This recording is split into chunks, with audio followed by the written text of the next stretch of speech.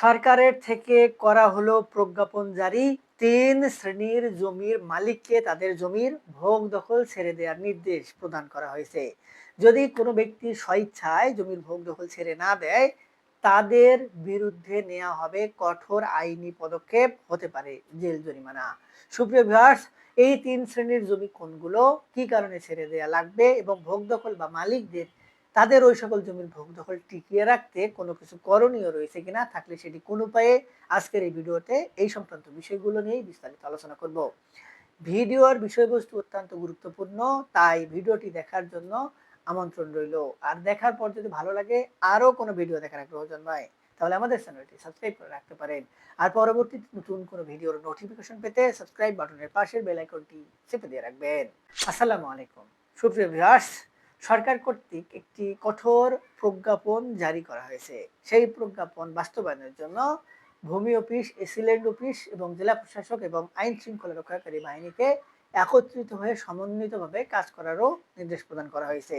এখন এই প্রজ্ঞাপনে বলা হয়েছে যে ৩ শ্রেণীর জমির ভোগ দখল ওই সকল ভোগ দখলকারীকে বা মালিকগণকে ছেড়ে দিতে হবে। যদি স্বেচ্ছায় কেউ না ছাড়তে চায়, তার বিরুদ্ধে আইনি পদক্ষেপ গ্রহণ করা হবে, দেয়া হতে পারে জেলে, করা হতে পারে জরিমানা। এত কঠোর নির্দেশ প্রদান কেন করা হলো এবং কোন জমিগুলোর বিরুদ্ধে, আজকের ভিডিওটি চলুন সেই সংক্রান্ত বিষয়গুলো নিয়ে দেখে আসি।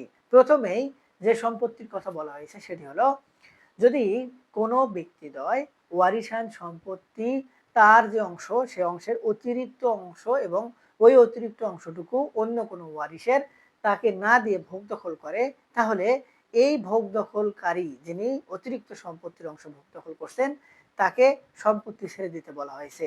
এবং পক্ষান্তরে যেহেতু ওই সকল সম্পত্তি অন্য কোনো ওয়ারিশ পাচ্ছেন না, তার মানে ওই সকল সম্পত্তির ভাগ বন্টন হয় নাই, তাই ওই সকল সম্পত্তি যে ব্যক্তিরা ভোগ দখল করছে তাদেরকে ভোগ দখল ছেড়ে দিয়ে ওই সম্পত্তিগুলো পুনরায় ভাগ বন্টন করার নির্দেশ প্রদান করা হয়েছে। যদি কোনো অংশীদার বা ওয়ারিশ অন্যের সম্পত্তি না দিয়ে নিজের সকল সম্পত্তি ভোগ দখল করে বা করার চেষ্টা করে এবং অন্য কোনো ওয়ারিশ বঞ্চিত থাকে, তাহলে এই সকল সম্পত্তি যারা ভোগ দখল করছেন, ওই সকল জবরদখলকারীকে সম্পূর্ণরূপে আইনের আওতায় নিয়ে আসার সুযোগ রয়েছে। পর্যাপ্ত পরিমাণে বিধান থাকায় ওই সকল জবরদখলকারী কিন্তু শাস্তির আওতায় আসবেন, অর্থাৎ জেল জরিমানার আওতায় আসবেন। এই সম্পত্তিগুলো নিয়ে সরকার এখন স্ট্রিক্ট, কেননা এই সকল সম্পত্তি রিলেটেড মামলা প্রতিনিয়ত আদালতে হচ্ছে। তো এইগুলোকে শুরুতেই অর্থাৎ গোড়াতেই নিধনের একটি উদ্যোগ গ্রহণ করেছে সরকার। তবে এক্ষেত্রে ওই সকল ভোগ দখলকারী কোনো কিছু করণীয় নেই, কেননা অন্য কোনো ওয়ারিশের সম্পত্তি তিনি ভোগ দখল করতে পারবেন না, অন্য ওয়ারিশের সম্পত্তি তাকে বুঝিয়ে দিতে হবে। এটি কঠোর নির্দেশ এবং বাস্তবিক অর্থে আদালত এবং রাষ্ট্র এই নির্দেশই প্রদান করবে। তাই এই বিষয় নিয়ে জড়াজড়ি করে কেন লাভ নেই, পক্ষান্তরে আরো উল্টা পদক্ষেপ ওই সকল জবরদখলকারীদের উপর আসতে পারে।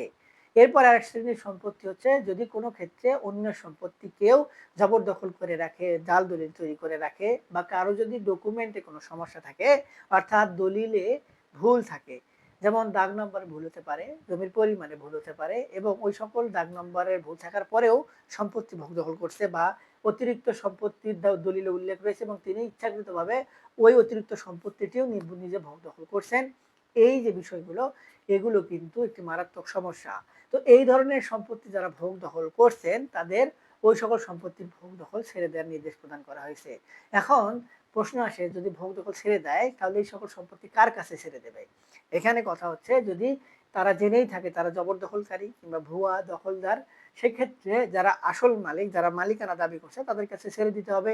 আর যদি এমন হয় সম্পত্তির মালিকানা সুষ্ঠুভাবে হস্তান্তরিত হয়েছে, বৈধ মালিক দ্বারা সম্পত্তি হস্তান্তরিত হয়েছে, কিন্তু দলিলে ভুল এসে, যেটি বললাম, সেই ভুলের কারণে ওই সকল সম্পত্তি অন্য কেউ মালিকানা দাবি করছে না, তিনি মালিকানা ভোগ দখল করে রাখছেন, তাহলে এক্ষেত্রে ওই সকল সম্পত্তির যে দলিলাদি সেটি সংশোধন করার নির্দেশ প্রদান করা হয়েছে। যদি সংশোধন না করেন, তাহলে পরবর্তীতে ওই সকল সম্পত্তি ছেড়ে দিতে হবে সরকারকে, অর্থাৎ সরকার ওই সকল সম্পত্তির মালিক নেই বিবেচিত করে খাস খতিয়ানভুক্ত করে দিবেন। তাই ভূমি মালিকদের ক্ষেত্রে বিষয়টি সচেষ্ট থেকে সংশোধনগুলো করে নিতে হবে। তাছাড়া কিন্তু সম্পত্তির মালিকানা হারানোর সুযোগ রয়েছে। যদি স্বেচ্ছায় ছেড়ে না দিতে চান, জেল জরিমানা হবে, ধরে রাখুন নিশ্চিত, এবং এটি কিন্তু অলরেডি শুরু হয়ে গিয়েছে।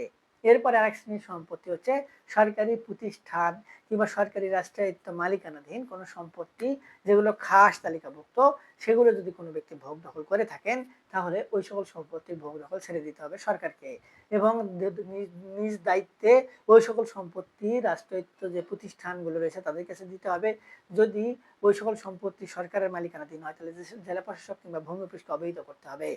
কোনোভাবে কোনো গোষ্ঠী, কোনোভাবে কোনো ব্যক্তি, কোনোভাবে কোনো গ্রাম, পাড়া, মহল্লা ওই সকল সম্পত্তির মালিকানা থাকতে পারবে না, ভোগ দখল করতে পারবে না। তবে এখানে কথা রয়েছে যে সরকারি খাস তালিকাভুক্ত সম্পত্তি বা রাষ্ট্রায়ত্ত প্রতিষ্ঠানের সম্পত্তি চিরস্থায়ীভাবে মালিকানা অর্জন করা যায় না, কিন্তু ওই সকল সম্পত্তি লিজ নিয়ে ভোগ দখল করার কিন্তু সুযোগ রয়েছে। যদি লিজ নিতে পারেন তাহলে লিজ নেন, নিয়ে ভোগ দখল করেন। শুধু শুধু মুখের কথায় লাঠির জোরে পেশি শক্তি দেখিয়ে ভোগ দখল করার কিন্তু কোনো সুযোগ নেই। যদি এমন হয় যে লিজ নেওয়া হয়েছে কিন্তু লিজের মেয়াদও শেষ হয়ে গেছে, তারপরে সম্পত্তির ভোগ দখল ছাড়ছেন না, তারপরেও কিন্তু সমস্যা। অর্থাৎ লিজের মেয়াদ পার হলে সম্পত্তির ভোগ দখল ছাড়তে হবে, অথবা সরকারের কাছ থেকে পুনরায় লিজের মেয়াদ বাড়িয়ে সম্পত্তি ভোগ দখল করতে হবে। এবং এক্ষেত্রে এই বিষয়টি নিয়ে কঠোর অবস্থানে সরকার, এবং ম্যাক্সিমাম ক্ষেত্রে রাষ্ট্রের যে প্রতিষ্ঠানগুলো সেগুলোর মূল দায়িত্ব দেওয়া হয়েছে এই সরকারি খাস সম্পত্তিগুলোকে তড়িঘড়ি করে বের করে একটি কাঠামোর মধ্যে নিয়ে আসার জন্য। সুপ্রিয় ভিউয়ার্স, এই তিন শ্রেণীর সম্পত্তির ভোগ দখল মালিকানা সম্পূর্ণরূপে বাতিল এবং ভূমি মালিকদেরকে দ্রুত সম্পত্তিগুলো নিয়ে একটি ব্যবস্থা গ্রহণ করতে বলা হয়েছে। অন্যথায় আপনি ভূমিদস্যু এবং আপনি ইচ্ছাকৃতভাবে এই সকল কাজ সম্পন্ন করছেন, এই হিসাব করে আপনাকে কিন্তু শাস্তির আওতায় নিয়ে আসা হতে পারে। সুপ্রিয় ভিউয়ার্স, হয়তো মনে হতে পারে এসব গাঁজাখড়ি গল্প, কিন্তু বাস্তবিক অর্থে আইন কিন্তু সেটিই বলছে এবং আইনের নির্দেশনা সেটি। যদিও বা আমাদের দেশে আইনের সঠিক প্রয়োগ নেই এবং আইনের প্রয়োগ না থাকায় আমাদের দেশের আশেপাশে ব্যাপক অরাজকতা তৈরি হয়েছে। প্রতিটি সেক্টরে, প্রতিটি পদে পদে কিন্তু বেআইনি কাজ চলছে।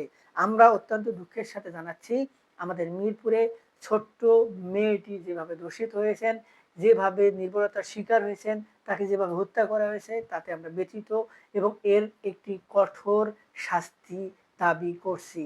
এবং আমাদের দেশে একটি প্রবণতা রয়েছে যে তার বাবা যে বিষয়টি বলছে যে আমি শাস্তি চাই না, আপনারা কি শাস্তি দিতে পারবেন? কখনোই পারবেন না। আসলে ঘটনাটি ঠিক। বাংলার ইতিহাসে এখন পর্যন্ত ধর্ষণ করার কোনো নজিরবিহীন শাস্তি নেই। যদি দুই একটি শাস্তি দেওয়া হতো, তা কোনো একজন ব্যক্তিকেও যদি ফাঁসিতে ঝোলানো হতো, তাহলে এই ধরনের অপরাধ করার আগে কোনো অপরাধী 10 বার ভাবতো। অর্থাৎ আইনের সঠিক প্রয়োগ না থাকার কারণে বাস্তবিক অর্থেই আমাদের দেশে আইন ভাঙার প্রবণতা কিন্তু বেড়ে চলেছে। যেমন রাস্তাঘাটে বের হলে দেখবেন যে রিক্সার অত্যাচারে বাঁচা যাচ্ছে না। রাস্তাঘাটে বের হলে দেখবেন যে ফুটপাত দখলের মহড়া চলছে এবং মহা উৎসব চলছে, এবং আমাদের দেশের সকল জায়গায় এই যে অরাজকতা, এর থেকে জনগণের মুক্তি দরকার এবং প্রত্যেককে কিন্তু আইন মানাটা জরুরি। আমরা যখন আইন মানব না তখন বেআইনি কাজ হবে। আমরা কেউ না কেউ কোনো না কোনোভাবে আইন অমান্য করছি। তাই সুপ্রিয় ভিউয়ার্স, এই বিষয়টি আমাদের সকলকে মাথায় রাখতে হবে। সুপ্রিয় ভিউয়ার্স, প্রথম থেকে শেষ পর্যন্ত যারা আমাদের এই ভিডিওটি দেখেছেন, আশা করি আপনারা একটু হলে বুঝতে পেরেছেন যে কোন শ্রেণীর জমিগুলো এবং কিভাবে এগুলোর মালিকানা বাতিল এবং কি কারণে এই বা ভূমি মালিকদেরকে শাস্তির আওতায় নিয়ে আসা হতে পারে। তারপরে এই সংক্রান্ত বিষয় নিয়ে যদি আর কোনো কিছু জানার থাকে, বুঝার থাকে, আমাদের ভিডিওর নিচে কমেন্ট বক্স রয়েছে, সেখানে কমেন্টস করবেন, আমরা আপনাদের সহযোগিতা করার চেষ্টা করব। আজকে পর্যন্তই, দেখা হবে সামনে নতুন কোনো ভিডিওতে। ততদিন পর্যন্ত ভালো থাকবেন, ধন্যবাদ।